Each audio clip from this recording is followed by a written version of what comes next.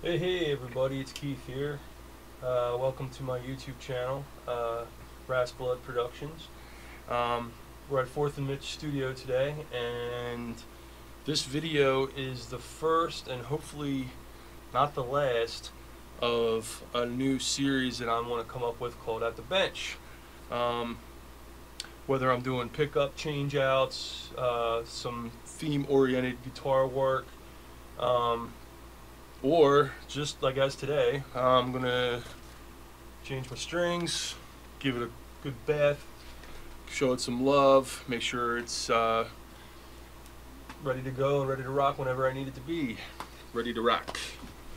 So anyway, this is my 2005 Ibanez RG with some crazy long freaking Ibanez style serial number silliness that I'll spare y'all from. I named it Natasha. I bought it a couple years ago after a health scare that I had, and wanted to reaffirm life. And she was on the wall and she was glowing. Total meathead guitar. It's got stock pickups in it. Built by Ibanez, but designed by AMG. You know, bar pickup style. Eventually, I'll upgrade these, but yeah, I got a project coming along very, very soon. That's actually another ice white RG style guitar, except in a 7-string.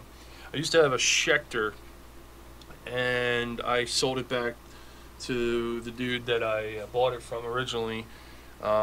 It just wasn't the style of neck I wanted, and it just did not play the way I like my instruments to play, with no matter how much fuss I put into it. So I knew, tried and true, Ibanez would never steer me wrong. So I decided to order another one. Like I said, it's a 7-string. I'm actually going to be putting in these DiMarzio Illuminator 7s in the bridge, and a Liquefier 7 in the neck, which is John Petrucci from Dream Theater fame. These are his design pickups, him and DiMarzio. They're out of Staten Island, New York. Badass pickups, man. I can't wait to install them. It's going to be a rip. The whole theme for the project is going to be like a race car, hot rod kind of vibe. I'm going to keep it refined and not go too overboard with it, but yeah, it's going to be a fun project, and it's hopefully going to start inspiring me to build more of these guitars. And this is my ultimate goal, is to start building these themed guitars, putting them some really super freaking equipment, like, you know, DiMarzio pickups or whatever into them, and just, you know, sell them off, and keep turning them over, buy more expensive instruments, maybe even getting into some of the vintage stuff. But I like the whole idea of themed instruments, you know what I mean? So I think it'd be kind of cool. But anyway, back to the task at hand. Yeah, basically breaking this down. Back to the strings. One of the reasons these strings aren't too old, and I'm not too anal about my strings. Like, I actually kind of like them a little broken, especially with the DR tight fits that I've been using for years. They sound bright as the day you put them on. They don't fatigue. I mean, I don't know. I like them a little bit bent in, so, you know, just, I don't know. Got some of my hand oils and some of my mojo on it, but I'm going to a lower gauge string. I was running 1152s for years. I had a hand injury from work a couple years ago, and it caused some dexterity issues in my fingers, and it was harder to bend with these thicker gauge strings. Friend of mine was talking about a YouTube video he saw from Rick Beato, talking about, you know, do gauges matter? And I bought him an axe for Christmas, and it had 9s on it, and you know, he's really impressed with you know, how much more, you know, finesse he has with them. But, you know, again, they're more aggressive in a way. And I got the 9s for my 7-string, but I think I'm going to stay with the 1046s on this primarily because I usually tune this thing down. This thing usually is rarely in standard. I usually got it a step down in D, sometimes in drop C, sometimes all the way down in C, drop B. I mean, I've done some things with it, so a thicker gauge might be better. I don't really want them too floppy. I'm afraid that if I went with the 9s, you know, it probably would sound okay in D, but by, you know, so that's why I'm going with the 10 through 46. If you guys are looking for strings and you never tried them, I swear by these DRs. These things are amazing. I even wrote these guys an email complimenting them. I've tried different ones, like I'm not gonna bash different names and stuff like that, but I've tried numerous ones, and these are the ones that I put them on, and like I said, they feel great as soon as you put them on, and they stay great. So I honestly don't have that many complaints with this company at all. I mean, I've tried everything. I use on one of my basses. I have their silicone covered colored ones. Like I wanted the bass to be all blacked out, murdered out, so I bought black strings. I don't know, kind of thought maybe the coated string thing was, you know, kind of trendy and silly and all that stuff, but I've tried the elixirs on acoustics, and I get it. I mean, you know, there's a lot less resistance when you're flying up and down the neck. But nothing beats a good pair of freaking, you know, nickel round cores. So, anyway, I'm going to fade out here. When I come back, I'm going to be I'm going to spare you the details of unwinding and taking off strings. I could show you that, but everybody knows how to pop a string. It's not like it's a rocket science. It's a through body. It's through body. You know, you just loosen them up here at the machine heads, and you just wind them out. You cut them, pop them, pull them out. Some people do one at a time. Some people do all 6 at a time. Depends on the model of the guitar. Depends on how much time I have and how eager I am to play. But anyway, I'm going to fade out here and then come back and we'll get into the cleaning process. All right. Hey everybody, we're back. Okay, strings are off. I need to apologize about the first segment there. I had some fans going and I forgot to turn them off, so there was a lot of even the power amp was making noise, and this mic I got over here is so sensitive it's picking it up, so there was a lot of airy feedback. I might try some compression on it, I'm not sure. We'll figure that out in post. Anyway, strings are gone, so I like to clean it. First, I highly suggest like compressed air. Now, I can't stand these can things, but I couldn't deny the price of these things in bulk, so I got them. I need to get an air compressor, and I want to get one of those pancake ones, but I don't want like a 2.5 gallon one. I want maybe like more like 5 gallons, just so the thing ain't freaking running out of freaking, you know, air every 5 seconds and kicking on. But yeah, that's something I'm going to be investing in the future. But for now, you know, I try to give it a good squirt of air. You know, its components. Now, we're not going to take the back plate off. I'm not going to get into the electronics of it. It's perfectly fine. It's sealed. I mean, ideally, what I'd really like to do with all my instruments is take them completely apart, blow out the wiring, maybe redo the wiring if necessary, upgrade it, and copper tape the inside to keep it, you know, pretty isolated from feedback and interference and all that kind of stuff. My green guitar, that thing sounds so freaking good, and it sounds, I mean, those pickups, they're a little too hot, and eventually I'm going to upgrade them. I was thinking about the Kirk Hammett EMG pickups that just came out, but I don't know if I want to go active. I don't necessarily want to route another hole for the 9-volt in the body, and there might be enough room in the cavity, but I like to keep the cavities pretty clean and organized, so if I need to, you know, change out a volume pot, it's not overly complicated and big globs of solder and shit like that. But the EMGs are fascinating because of the modular design, if you will. A lot of them have this solderless setup, wiring setup, which is great. So that means you can pop these damn things out in and out, like very, very with ease. Like maybe even in the same session, you could be like, you know what? I'm gonna go with the 81, 85. This is a little too hot, or whatever, you know. So, but anyway, clean it up with some air, and then I could give the pots a good squirt with deoxit, but there hasn't been any issues with that. This is going to need a jack replacement soon, just because it's, you know, this instrument's 15 years old, and I do get some, you know, nonsense from it. But I'm gonna give it a score to deoxit, and you know, just put a band-aid on a bullet hole at the moment, just because I don't have one laying around readily available. Which I'm hoping in the future I'm gonna have a nice collection of all these parts that when I find whatever instrument, whether it's mine or one I'm working on or somebody else's, I can go, I got that. I can replace that. I don't have to wait for Amazon to ship it or eBay or some shit or, you know, the local guitar shops. But during this whole pandemic thing, they're, you know, just to get in there, you know, you know, you got to make an appointment and all that fun jazz, which is kind of frustrating, especially when you're on a pinch for time and when you need something that, you know, like you need it then, you know, you don't have time to waste. So, but anyway, that's a topic for another video, I reckon. Maybe even people that are a little bit more knowledgeable about such things than me. So, and I wouldn't even say that I'm like highly knowledgeable. This is just the stuff that I picked up in the 13, 14 years that I've been playing guitar. It's how I keep my machines clean. Other people have different ways of doing things. There's probably proper ways of doing things, but this is just how I do them. That's how I do it. All right, so once I get the air, get all the dust out of there, deoxit what I'm going to deoxit. I'm just going to check for like loose screws anywhere. Inspect the bridge, the saddles. The saddle's a little corroded.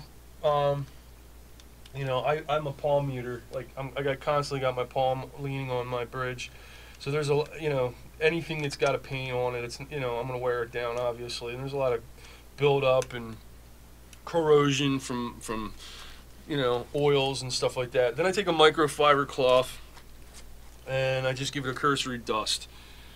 Flip it over. I check the neck for cracks, especially around the pocket. Now this guitar, when I bought it, came with a crack in right here, but it hasn't spread. I measure it every once in a while, just to make sure it's not, and if, you know, but just by line of sight here, just, you know, it's fine. It's not getting any worse. These screws are pretty corroded. Little things like that are not necessarily a big deal to me. It kind of gives the instrument character. Yeah. So, anyway, so now what I do is I use Lizard Spit brand of guitar polish. I also use on like the matte finish guitars. I use a guitar detailer by Music Nomad, but that's for like more like my matte finish guitars. One thing about matte finishes, when I gotta perfect that, because I went with a flat finish on, or more of like a satin actually, on my green guitar that I built. And it, although it's aesthetically cool, everything just clings to it. Dust clings to it. It's hard to clean. So when I do break it down and rebuild it, I'm gonna spank it with a full gloss to protect the artwork and the detailing that I did. I think it might look kind of cool with a sheen. But I do look, like I said, it looks bitchin' aesthetically, but just the paint I used and inexperience with the paint and all that kind of stuff, long term it's not that great. So, you know, live and learn, right? Anyway, back to Natasha here. So anyway, Lizard Spit, yeah, guitar polish. I use, it doesn't matter, some people, you know, however you want to do it, but I'm gonna start with the body. Now, white guitars, you know, it's, you know, you can't see the blemishes and you can't see the, you know, but it's good to give it a nice, good cleaning, and you know, get all the dust where you know it's going to collect and where dirt and grime, especially up in the horn section here. The horns always get real cruddy.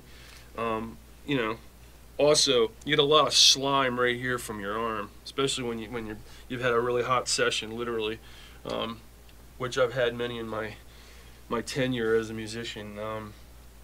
We used to, years ago, me and my buddies used to jam in a guy's basement, Cellar Door Studios, up in a couple miles from here, not very far at all actually. And then yeah, we used to sweat our asses off down there because there wasn't any air conditioning, and then of course it had, you know, wall to wall. It was in the ceilings. It was even up in the fucking lighting fixtures. This guy had it everywhere, man.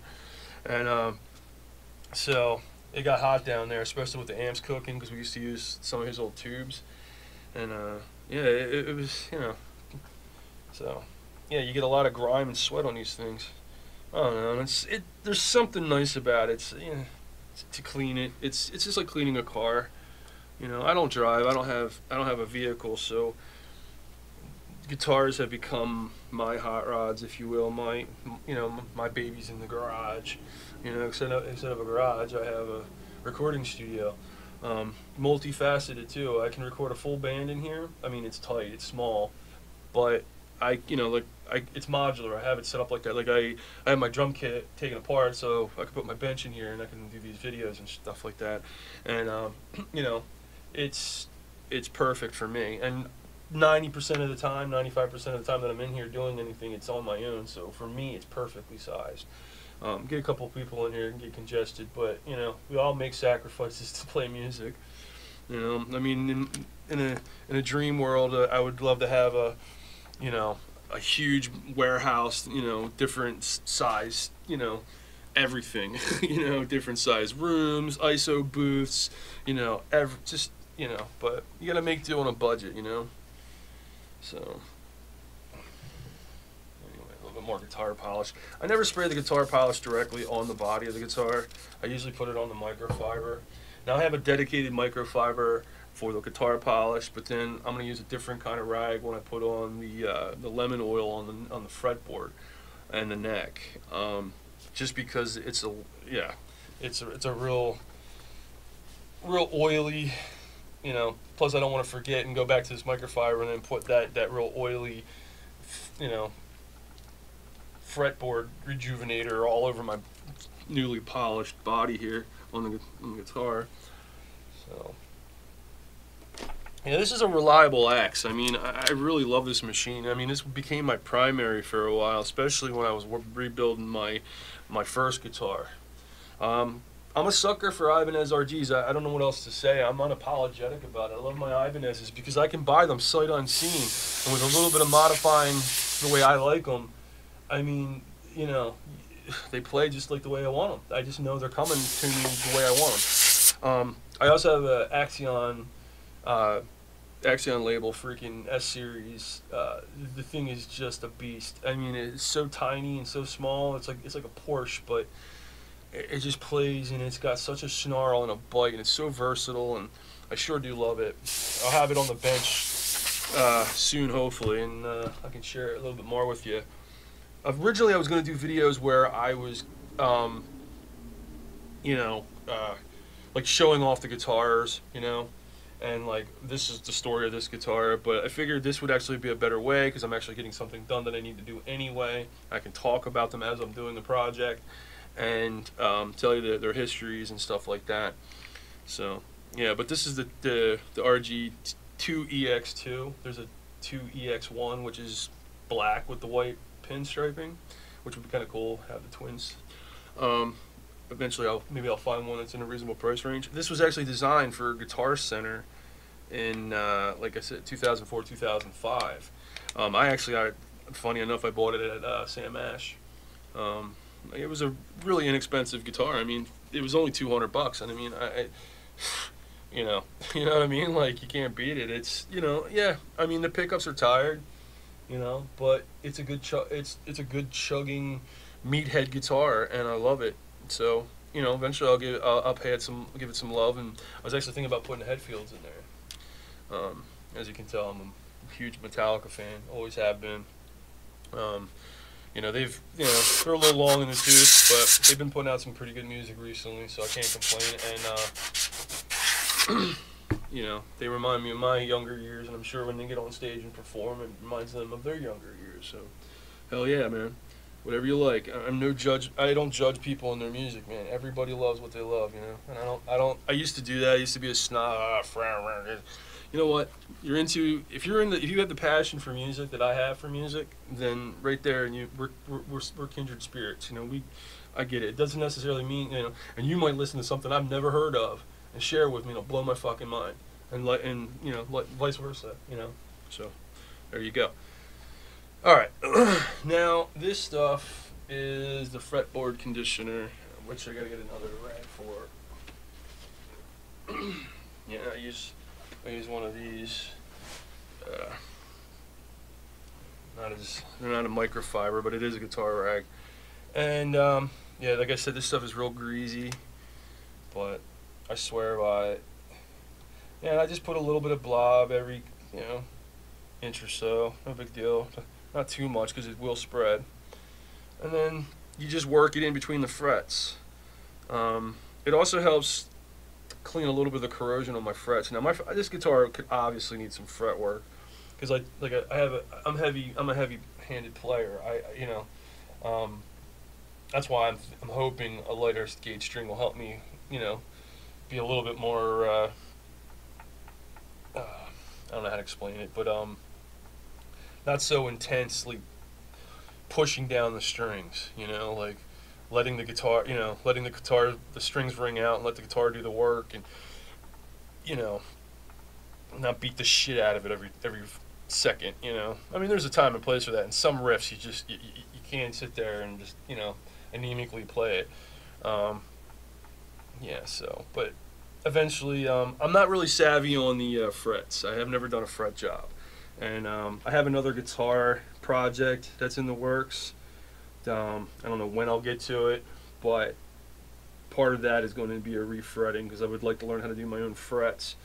I want to get to the point where if there's something major or catastrophic on my instrument, I can do it myself. I don't have to sweat going into putting it in a shop.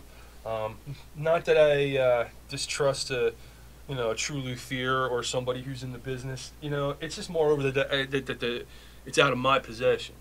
And it's like I can't play it, and it's different when it's out of commission. You can't play it, but you can fix it. So you're still actively working with the instrument and trying to breathe life into it.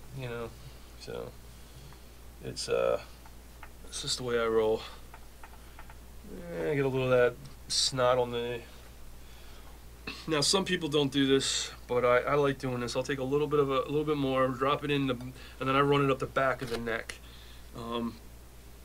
I don't know. I like a greasy neck, especially on a newly strung instrument. It's just phenomenal. It's the bee's knees. So, all right.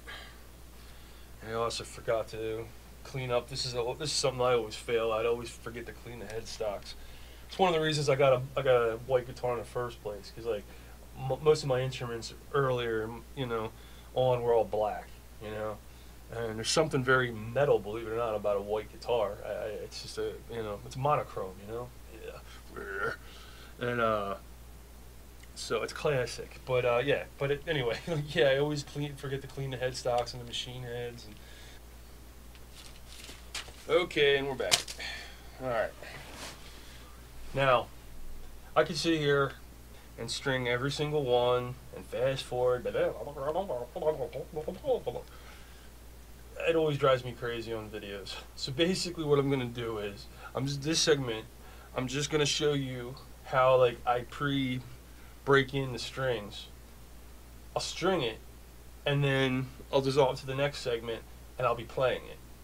So I think that'll keep the video time down, and I don't know, I'm not a big fan of the fast forwarding thing. I think it's kind of lame. Anywho, I digress. So, 3 packets, like I said, they DR saves on cost, which actually makes sense. They probably do this hundreds of thousands of these things, whatever increment of time that is, but they do a lot. So you have your 3rd and 6th, your 2nd and 5th, and your 1st and 4th. Okay, some people go with their highest strings first. I go with the lowest. I don't know, because I'm just I like to chug. I like to, just heavy. So I always start with what I like first. So, alright. So, alright, I'll start with the low E. I wrap it around my fingers as so, and then I just give it a stretch. And I'll just take it and wind it wind it on my other hand. You're basically just breaking them in before you put it on the guitar, so it goes to tune. quite easily. Alright, so you just flip the guitar up on its side and you run it through the back, through body. I'm a major proponent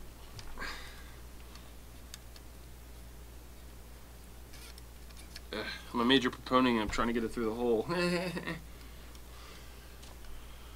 But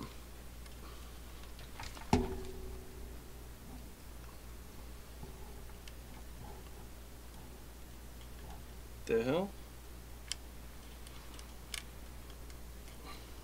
There it goes. Anyway, some dust bunnies stuck in there. All right. Another thing I always take note on is my on the saddles before I string it. I have a tendency, like I said, to palm me pretty heavy, and I always have this. So what's problematic for me is that it pushes the saddles down and knocks them out. But saddle seems to be okay. It was just upside down, hence why I couldn't get the string through. Because, you know, reasons. Alright, so I take the string, I wind it once, I wind it twice, and then I loop it through on the back side of the. Now, there's a lot of ways of doing it. This could possibly be, to some people, incorrect, but this is the way I like it. It keeps tune for me this way, and you know, it just makes my life easier. I just pull that bitch real tight. So now the string's got a couple kinks in it, nothing catastrophic. It's just because I pre-bent it. So I'm not going to pull it all the way up the top full tension. I'm just going to get it a little taut. I always leave the ends of the strings on. Until I'm done. And then I cut them. You know, punk rock, yeah, whatever. But they're a nuisance and they stab you and they do stupid shit, especially when you want to tune down on the fly or something. But yeah, anyway, so I'm going to repeat that 5 times. And then when I get back, you're going to see me wail on this, all right? All right.